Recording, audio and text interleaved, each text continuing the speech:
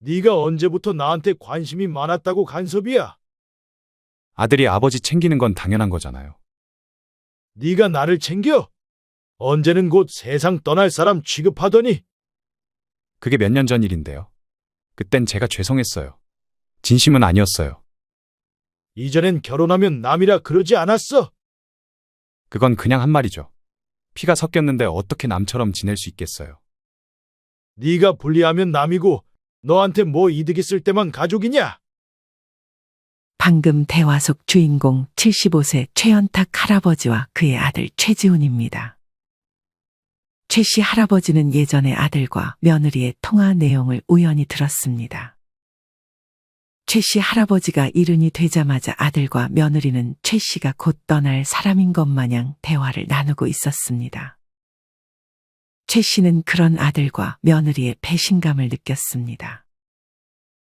효도는 바라지도 않았지만 아들 며느리가 최 씨를 그렇게 생각하고 있을 줄은 몰랐습니다. 이후 시간이 흘러 최 씨는 그런 아들 며느리와 거리감을 두고 살았습니다. 아들 며느리는 최 씨가 자기들이 한 통화 내용을 들은 것을 아는지 모르는지 이전처럼 아주 가끔 최 씨에게 연락할 뿐이었습니다. 최 씨는 아내를 몇 년 전에 떠나보냈습니다. 그리고 복지관에서 만난 이성과 같이 살 생각을 하고 있었습니다. 최 씨가 만난 할머니도 최 씨에게 혼인신고를 요구할 생각은 없었습니다. 하지만 최 씨의 아들은 혹시나 혼인신고를 하게 되면 아버지가 만난 할머니의 자식들까지 최 씨의 재산을 탐낼 수 있다고 생각해 아버지의 재혼을 말렸습니다. 아무리 그래도 재혼은 안 돼요. 그건 내가 결정한다. 네가 나한테 이래라 저래라 할 문제가 아니야. 재혼이든 내 재산이든 넌 더 이상 신경 꺼라. 최 씨 할아버지는 아들을 그렇게 집으로 돌려보냈습니다. 이런 최 씨 할아버지와 아들 사이에는 그간 어떤 일들이 있었을까요? 지금부터 그 이야기를 들려드리겠습니다. 최 씨는 어린 시절 가난한 집안의 첫째 아들로 태어났습니다. 집은 가난했지만 형제들이 많다 보니 배를 채우기가 힘든 시절이었습니다. 최 씨의 어머니는 큰아들이었던 최 씨를 잘 챙겨주었습니다. 하지만 최 씨가 음식을 다 먹어버리면 최 씨의 동생들이 먹을 것이 없었습니다. 그래서 최 씨는 엄마가 해주는 반찬들을 다 먹지 않고 있다가 동생들을 챙겨줬습니다. 그마저도 걸려서 최 씨의 어머니는 최 씨가 밥을 잘 먹는지 감시했지만 최 씨는 어떻게든 음식을 몰래 숨겨놨다가 동생들을 챙겨주었습니다. 그렇게 최 씨는 동생들 핑계를 대며 한동안 결혼을 하지 않았습니다. 최 씨의 아버지는 일찍이 돌아가셨고 최 씨의 어머니는 최 씨에게 잔소리를 했어도 최 씨의 고집을 꺾을 수는 없었습니다. 최 씨는 최선을 다해 동생들의 뒷바라지를 했습니다. 최 씨는 열심히 타지에서 일을 하며 돈을 보냈습니다. 그렇게 동생들이 결혼도 하고 학교도 갈 수 있을 정도가 되어서야 최 씨는 어머니의 중매로 결혼을 했습니다. 최 씨는 동생들을 챙기느라 모아둔 돈이 없었습니다. 하지만 최 씨의 아내는 부모님에게 꽤 많은 재산을 물려받았습니다. 아내의 집안은 아들이 없었는데 최 씨의 아내가 첫째 딸이었기에 가능했습니다. 최 씨의 장인어른과 장모님은 최 씨가 가진 것이 없어도 이에 개의치 않아 했습니다. 최 씨의 장인어른은 그저 자기 딸에게 잘해주면서 행복하게 살라는 말을 건넬 뿐이었습니다. 그렇게 결혼을 하고 최 씨는 일을 꾸준히 열심히 다니며 이제는 자기의 돈을 모으기 시작했습니다. 최 씨는 이전부터 주식이나 부동산 관련해서도 관심이 많았습니다. 최 씨는 최대한 안전하게 아내의 재산을 잘 불려주었습니다. 이후 최 씨는 일남 일녀의 자식을 낳았습니다. 하지만 최 씨는 이때까지만 해도 돈이 있으면 형제들 사이가 안 좋아질 수 있다는 생각을 단 한 번도 해보지 못했습니다.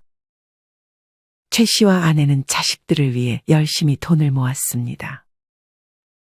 충분히 여유가 있어도 항상 절약이 습관이 되었던 최 씨와 아내였습니다. 최 씨와 아내는 열심히 자식들을 키웠습니다. 어릴 적부터 딸은 공부를 잘하고 예뻤습니다. 그래서 항상 친척들이 최 씨의 집에 방문하면 큰아들보다는 딸에게 더욱 관심이 많았고 칭찬을 많이 해주기도 했습니다.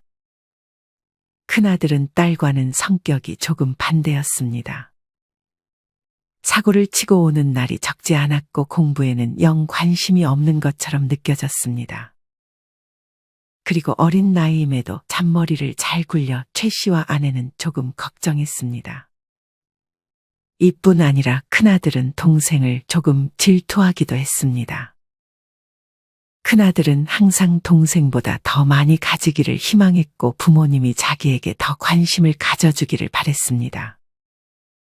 그렇게 시간이 흘러 딸은 대학교를 졸업하고 바로 취업을 했습니다. 그리고 고운 외모 덕에 남자친구를 만나 결혼을 했습니다. 큰아들은 내심 결혼마저도 동생이 먼저 하자 약간 불만인 듯 싶었습니다. 딸은 결혼하고 바로 손주를 낳았습니다. 최 씨와 아내는 손주를 안겨준 딸이 참으로 대견했습니다. 이후 손주의 돌잔치가 열렸습니다. 돌잔치까지는 별로 크게 할 생각이 없어 딸은 가족들만 데리고 돌잔치를 진행하려 했습니다. 하지만 이날 큰아들은 돌잔치 시작 시간이 돼도 모습을 비추지 않았습니다. 최 씨의 아내는 큰아들에게 전화를 걸었습니다. 너 왜 안 와? 저 몸이 좀 안 좋은데. 돌잔치까지 꼭 가야 되나요? 그래도 하나뿐인 동생이고 하나뿐인 조카인데 와서 축하해주면 좋지. 몸 많이 안 좋아? 최 씨의 아내는 왠지 아들이 꾀병을 부리는 것 같음을 직감했습니다. 아니에요. 지금이라도 준비해서 갈게요. 딸은 엄마의 통화 내용을 옆에서 듣고 있었는지 오빠가 오든 안 오든 그냥 내버려 두라고 했습니다. 큰아들은 돌잔치가 거의 끝나갈 무렵에 도착했습니다. 큰아들은 귀찮은 듯 옆에서 궁시렁대기 바빴습니다. 큰아들은 배고프다며 밥을 먹고 동생에게 봉투를 건네거나 하지 않았습니다. 그래도 조카 돌잔치인데 작은 성이라도 보여야지. 최 씨의 아내가 아들에게 말했습니다. 결혼식에 축의금 내면 됐지. 돌잔치까지 돈을 내요? 이러니까 사람들이 이런 잔치들 다 욕하죠. 이거 다 어차피 허례허식인데. 아들은 진짜로 그렇게 밥만 먹고 가족들이랑 더 같이 있지 않고 집으로 향했습니다. 최 씨의 아내는 자식들끼리 사이가 별로 안 좋은 게 자기의 책임인 것만 같았습니다. 엄마, 아무리 그래도 오빠 좀 너무한 거 아니야? 평소에 오빠에게 불만이 있어도 굳이 티내지 않았던 딸도 오늘은 좀 서운했는지 엄마에게 말했습니다. 바라지 않는 게 제일 좋은 거야. 최 씨의 아내가 해줄 말은 그냥 바라지 않으면 속 편하다는 말뿐이었습니다. 그렇게 이후 딸은 아이를 한 명 더 낳았습니다. 그러면서 자연스럽게 딸은 육아에 집중했고 사위 혼자 외벌이를 했습니다. 다른 아이들은 자기가 키우고 싶다며 엄마에게도 시어머니에게도 도움을 요청하지 않았습니다. 물론 외벌이만으로 생활비가 빠듯하긴 했지만 아이들이 좀 더 자라면 딸 자신도 일을 다시 다닐 생각을 하고 있었습니다. 딸은 둘째 돌잔치는 굳이 열지 않았습니다. 괜히 또 오빠와 트러블을 만들고 싶지 않았던 생각도 있었던 것 같았습니다. 이로부터 1년 후 아들도 뒤늦게 결혼을 했습니다. 결혼할 생각이 없어 보였던 아들은 어디서 여자를 만났는지 정말 뜬금없이 최 씨와 아내에게 결혼 소식을 밝혔습니다. 어디서 만난 사람이야? 그냥 자연스럽게 만난 사람이에요. 최 씨 아내의 느낌에는 술을 좋아하고 술집에 자주 다녔던 아들이 술집에서 예비 며느리를 만난 듯 싶었습니다. 아들은 예비 며느리를 놓치고 싶지 않았는지 속전속결로 결혼 준비를 했습니다. 그렇게 아들의 결혼식은 빠르게 다가왔습니다. 최 씨와 아내 그리고 딸까지 아침부터 정신없이 아들의 결혼식 하객들을 맞이했고 도와줬습니다. 결혼식이 끝나고 며칠 후 최 씨의 아내에게 아들이 연락했습니다. 아들은 먼저 연락하는 경우가 거의 없어 최 씨의 아내는 조금 겁이 나기도 했습니다. 여보세요? 엄마, 지연이 너무한 거 아니에요? 축의금이 이게 맞는 건지.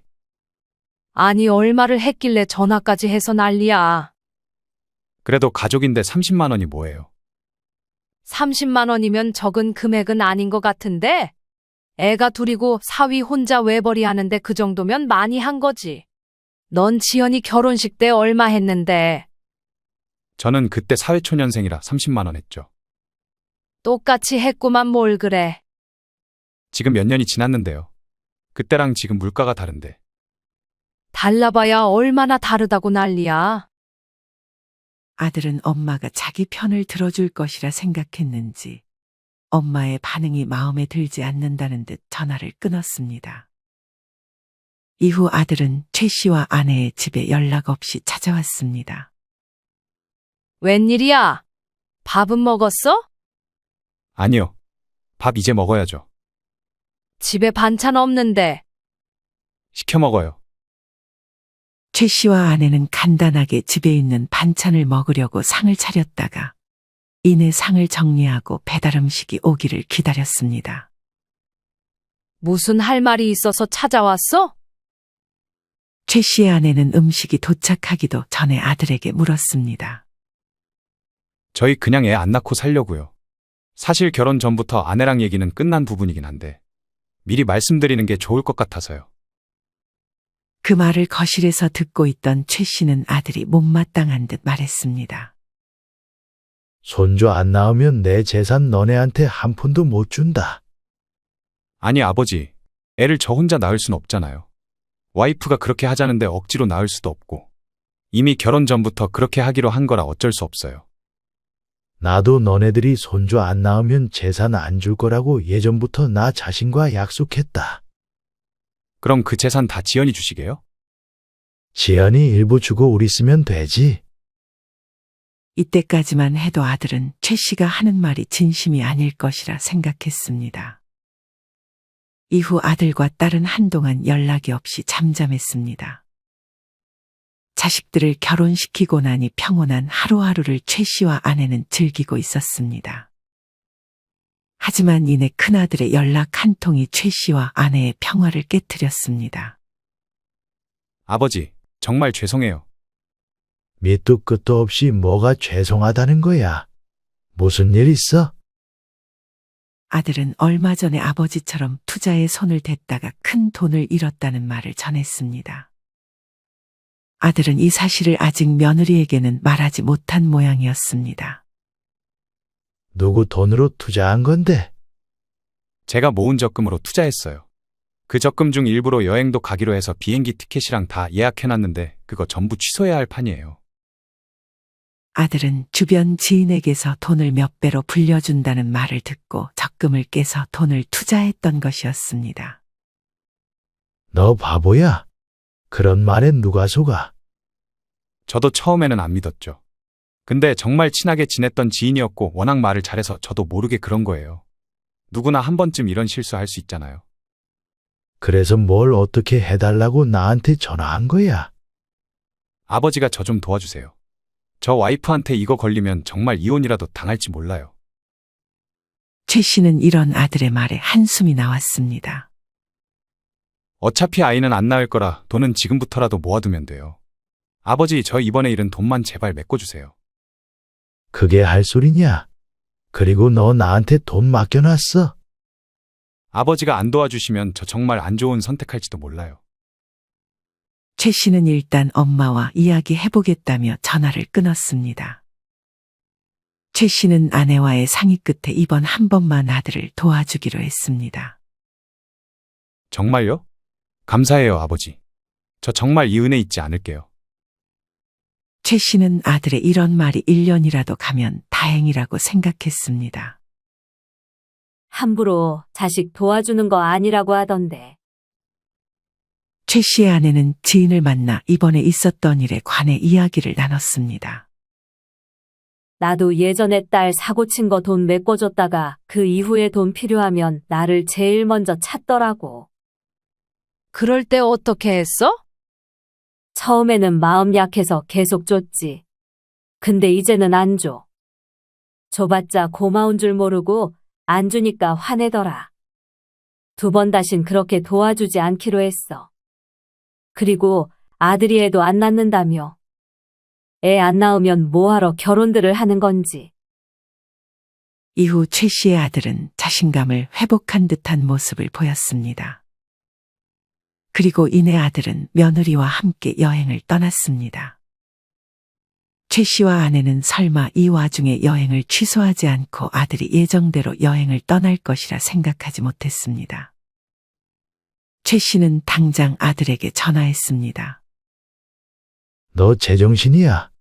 그렇게 사고 쳐놓고 여행을 가? 아내한테 모르게 해야 한다니까요. 여행 취소하면 의심할 게 뻔하다고요. 최 씨는 그런 아들의 행동이 마음에 들지 않았습니다. 통화요금 많이 나오니까 그만 끊을게요.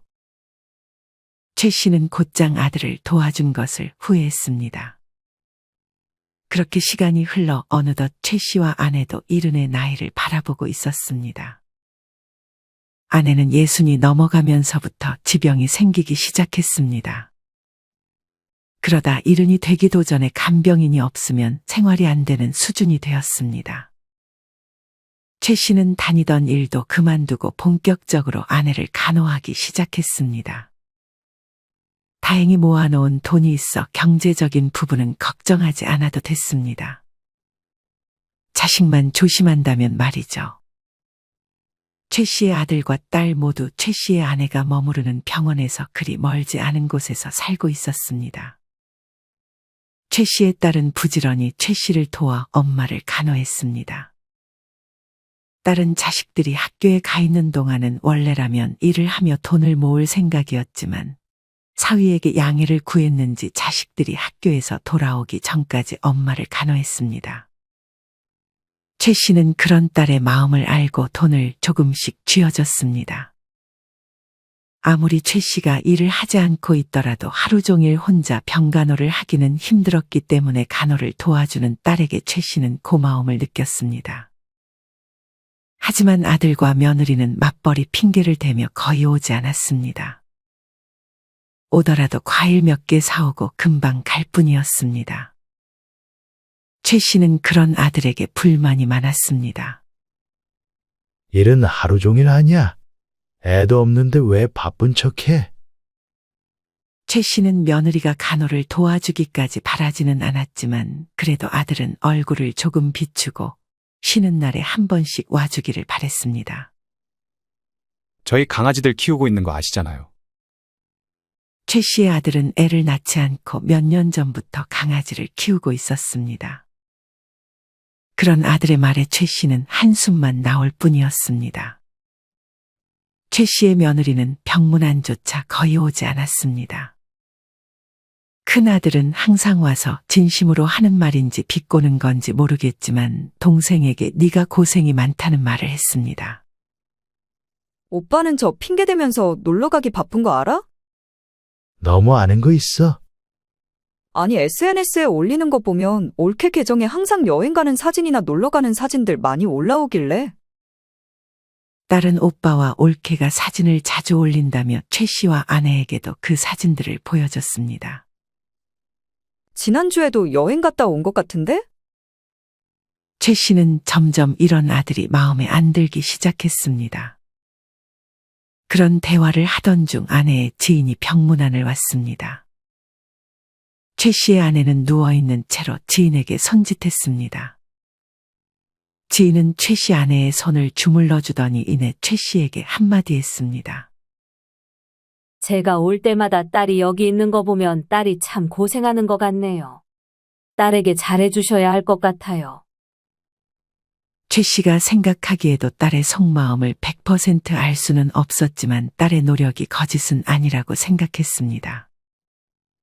최 씨는 이맘쯤부터 딸에게 재산을 많이 줘야겠다고 생각했습니다. 이후 최 씨 아내의 생일이 다가왔습니다. 최 씨는 딸과 사위, 손주들, 아들과 며느리, 그리고 최 씨의 지인까지 초대해서 언제 마지막이 될지 모를 아내의 생일을 챙겨주려 애썼습니다.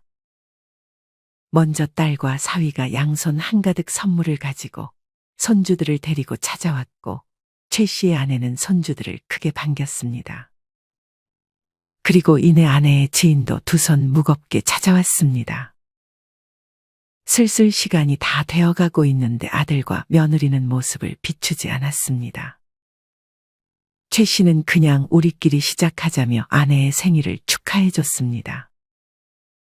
그렇게 선물도 개봉하고 아내가 먹을 수 있었던 몇 안 되는 음식들을 먹고 손주들의 재롱도 보고 기뻐하는 아내를 보니 최 씨도 기분이 좋았습니다. 최 씨의 아내는 누워서 꽃갈 모자를 쓰고 있었고 다 같이 사진도 찍었습니다.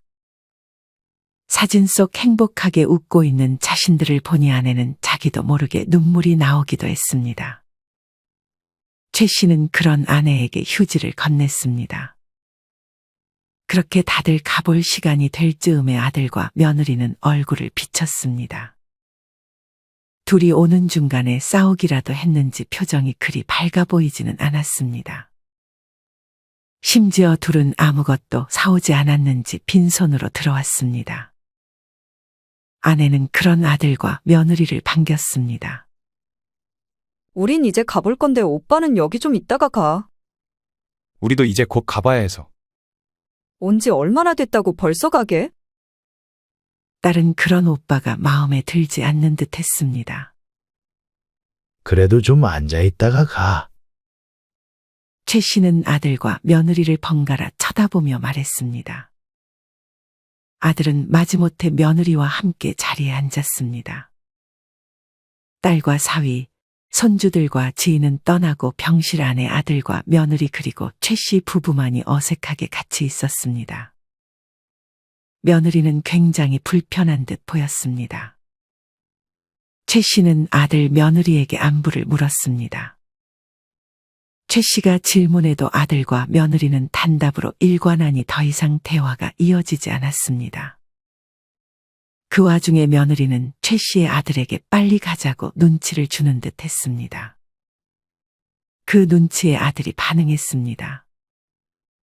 저희 이제 그만 일어나 볼게요. 벌써 가게? 최 씨의 아내는 아쉬운 듯 물었습니다.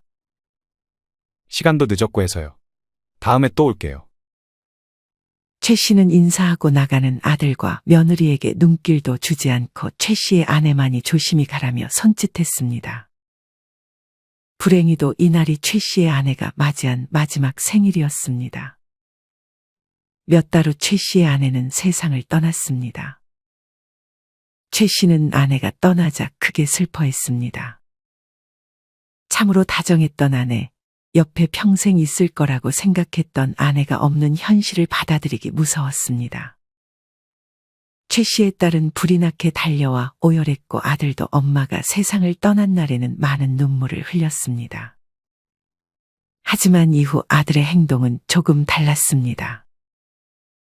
장례식 당일 딸은 3일 내내 그곳에서 잠 한숨 자지 못하고 자리를 지켰고 아들은 어디를 잠깐 갔다 오겠다며 계속 자리를 비웠습니다. 며느리도 오후가 지나서 오긴 했지만 많이 피곤했는지 자꾸만 최 씨의 아들에게 집에 가자는 눈치를 줬습니다. 그렇게 아들과 며느리는 집에서 잠을 푹 자고 다음날 아들은 일찍 오고 며느리는 뒤늦게 다시 왔습니다. 어떻게 지났는지도 모를 장례식 3일이 빠르게 흘러갔습니다. 최 씨는 그렇게 집으로 돌아왔습니다. 아내가 없는 집은 참으로 썰렁했습니다. 그런 최 씨의 마음을 읽기라도 한 듯 최 씨의 딸이 집으로 찾아왔습니다. 딸은 자꾸만 최 씨의 기분을 살폈습니다. 그러고는 냉장고도 반찬으로 가득 채워주고 청소도 대신 해줬습니다. 그리고 조심스럽게 최 씨에게 오빠에 대한 말을 꺼냈습니다. 아빠, 오빠 정말 너무한 것 같아. 내가 부의금 일단 먼저 챙겨놨는데 장례식 끝나자마자 부의금부터 무섭게 따지고 드는 거 있지? 그동안 내가 엄마 간호할 때는 애썼다 고생했다 말했으면서 사실 그게 다 빈말이었던 거지. 돈 앞에는 형제고모고 없는지. 순간 너무 화나서 그냥 그 돈 다 오빠 가지라고 줘버렸어. 아빠 지인들이 낸 부의금도 있었을 텐데. 미안해, 아빠. 그게 정말이야? 최 씨는 딸의 말에 분노가 치밀어 올랐습니다. 하지만 이때는 이미 체력이 많이 방전된 상태였습니다. 최 씨는 얼른 눈부터 붙여야겠다며 딸을 돌려보냈습니다. 딸은 나중에 오겠다며 푹 쉬라고 말했습니다. 그렇게 잠을 푹 자고 일어나자 최 씨는 다시 한번 현실을 실감했습니다. 최 씨는 잠들면서 깨지 않기를 바라기도 했습니다. 그러다가 부의금을 낼름 챙긴 아들에 대한 분노가 다시 한번 올라왔습니다. 이런 최 씨의 마음을 알았는지 다음날 아들이 최 씨의 집으로 찾아왔습니다. 때마침 딸도 함께 들어왔습니다. 아들은 그런 동생을 경계하는 눈빛이었습니다. 최 씨는 일단 두 사람 모두 자리에 앉아보라고 한 후 차를 한 잔씩 타줬습니다. 최 씨는 아들의 얼굴을 보자 차를 부어버리고 싶은 충동을 참았습니다. 그렇게 최 씨가 먼저 부의금에 대한 얘기를 꺼냈습니다. 부의금은 각자 지인에게 받은 금액만큼 나누자. 네? 아들은 이미 그 부의금을 전부 자신의 돈이라고 생각했는지 난감해하는 반응을 보였습니다. 그게 당연한 거 아니야? 아버지는 돈 필요 없으시잖아요. 지연이는 그냥 저가지라고 했어요. 최 씨는 순간 폭발해 말했습니다. 그럼 넌 그 돈 가지고 더는 내 눈앞에 나타나지 마라. 내 재산은 지연이 반 줄 거고 반은 내가 쓰다 죽을 거다. 아들은 그런 최 씨에게 진정하라고 했습니다. 그렇게 지연이 다 주시면 재산은 누가 지내고 내는 누가 이을 건데요? 애 낳을 생각도 없는 놈이 무슨 배를 따지고 앉아 있어. 혹시 모르죠. 안 그래도 와이프랑 그 부분에 대해서 얘기 나누고 있어요. 최 씨는 아들의 말을 들었지만 아들이 손주를 안겨준다 해도 지금의 마음이 편하지 않을 것 같았습니다. 최 씨는 손주를 낳고 얘기하라고 아들에게 전했고 이날은 피곤하다며 자식들을 돌려보냈습니다. 딸은 최 씨에게 재산 쓸 거 충분히 남기고 남는 재산 오빠랑 반반 나눠주라고 최 씨에게 문자를 보냈습니다. 딸은 평화주의자라 또 이거 가지고 오빠와 싸우기 싫은 모양이었습니다. 아들은 이날도 최 씨가 진짜로 자신에게 재산을 안 줄 거라고는 생각하지 않았습니다. 그렇게 시간이 흘러 어느덧 최 씨도 이른의 나이가 되었습니다. 아내가 떠나고 최 씨는 건강관리에 손을 놓고 있었습니다. 자연스럽게 최 씨의 건강은 악화되고 있었습니다. 이때부터 갑자기 아들이 최 씨의 집에 자주 찾아왔습니다. 가끔은 며느리도 방문해서 최 씨에게 밥을 차려주기까지 했습니다. 최 씨는 그런 아들과 며느리를 의심하면서도 해주는 밥을 맛있게 먹었습니다. 그날도 아들과 며느리는 최 씨의 집에 방문해 식사를 대접했습니다. 밥을 다 먹은 최 씨는 잠깐 흡연을 하러 나갔다 오겠다며 밖으로 나가려다 라이터를 놓고 와서 다시 집으로 향했습니다. 그 순간 거실에서 아들과 며느리의 대화 소리가 들렸습니다. 아버지 돌아가시면 이 집 우리한테 올 수도 있어. 이 집? 그냥 돈으로 받는 게 좋을 것 같은데? 호레비 냄새 다 배긴 집에서 살기 싫어. 우리가 받고 그냥 팔면 되지. 재산은 다 당신 동생한테 준다고 말했던 거 아니었어? 설마 정말 그렇게 하시겠어? 설령 그렇게 한다 해도 내가 소송 걸어서 다시 뺏어오면 되지. 그래서 지금부터 잘하는 척 당신도 연기 잘해야 한다고. 이렇게 노력해서 언제 재산 받는데 100살 넘게 사시면 어쩌려고. 아들과 며느리의 대화를 들어보니 참으로 가관이었습니다. 이제 70밖에 안 됐는데 아들과 며느리는 최 씨가 곧 떠날 사람인 것처럼 자기들이 재산을 받으면 일부는 어디 쓰고 어디 놀러가고 하는 말도 안 되는 소설을 쓰고 있었습니다. 최 씨는 어느 순간 이 말들을 전부 녹음하고 있었습니다. 최 씨는 왠지 마음이 편해졌습니다. 자기가 어떻게 행동해야 할지 답을 알았기 때문이었습니다.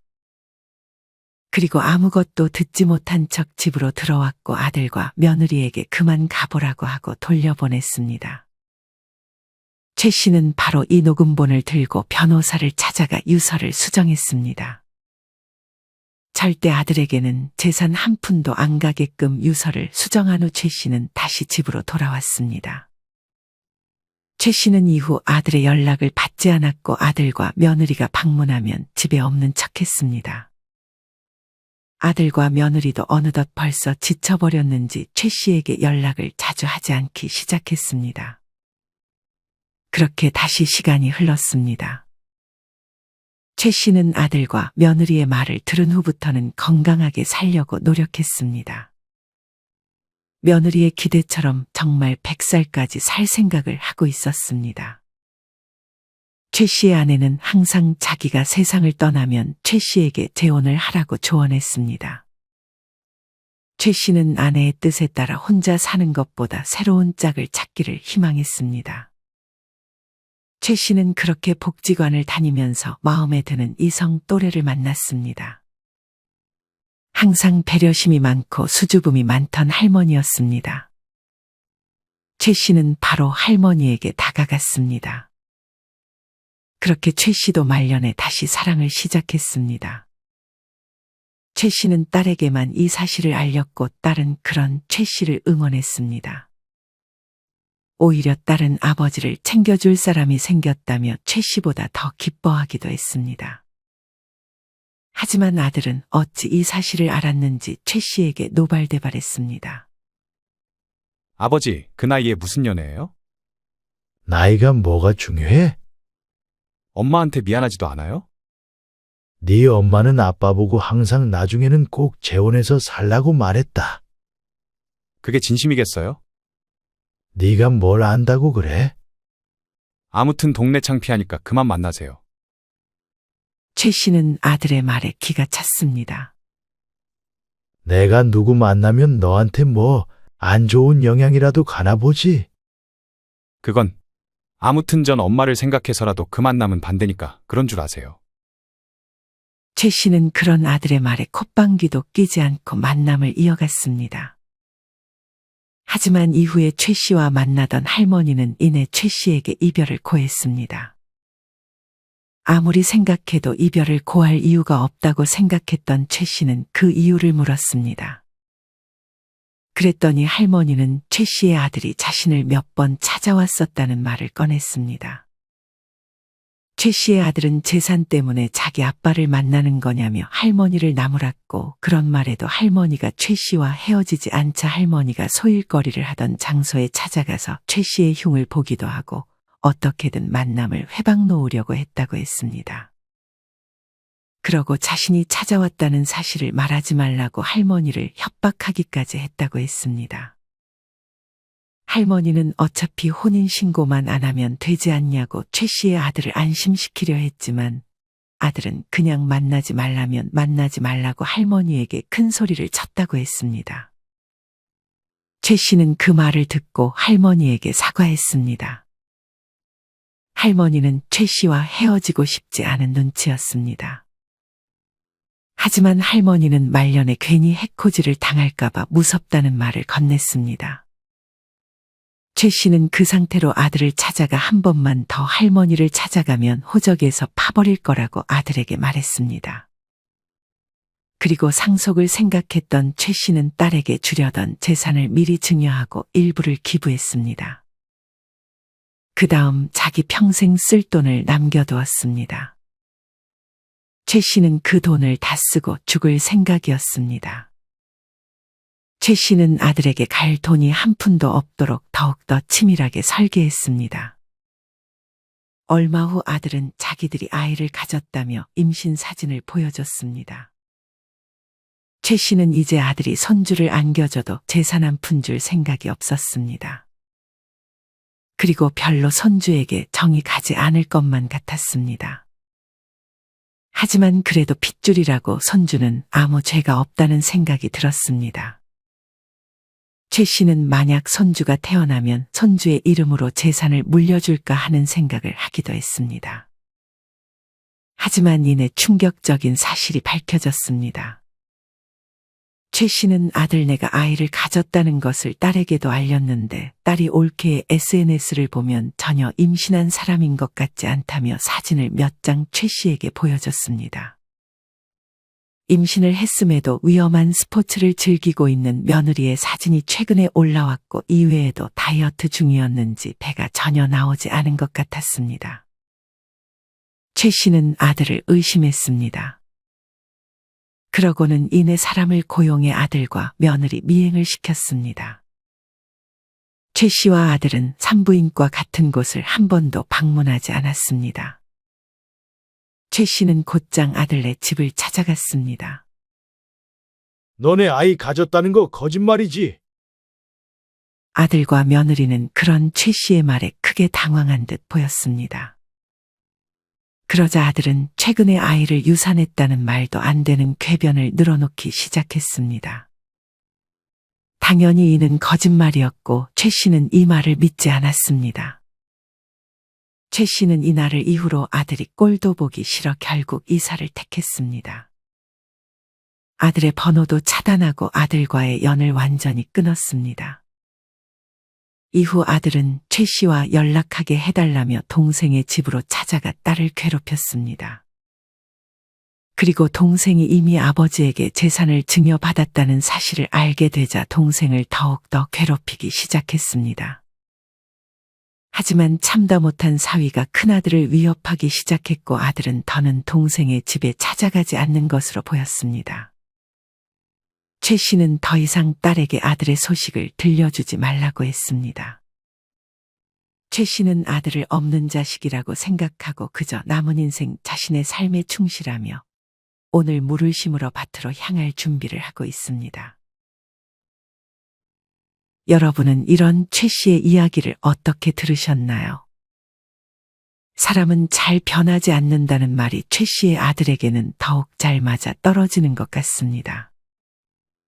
최 씨는 그래도 시간이 지나면서 아들이 조금은 변하기를 바랬지만 아들은 끝까지 최 씨를 실망시켰습니다. 최 씨는 그저 연을 아예 끊는 것이 모두에게 좋은 것이라 생각했던 것 같습니다. 여러분이 만약 주인공 최 씨라면 오늘 이야기 속 아들 며느리에게 어떻게 행동하셨을 것 같으신가요? 이와 관련하여 여러분의 자유로운 생각들을 댓글로 남겨주세요. 이상으로 오늘의 영상을 마치겠습니다. 우리 모든 구독자분들의 행복한 여생을 응원합니다. 다음에 더 좋은 내용으로 찾아뵙겠습니다. 감사합니다.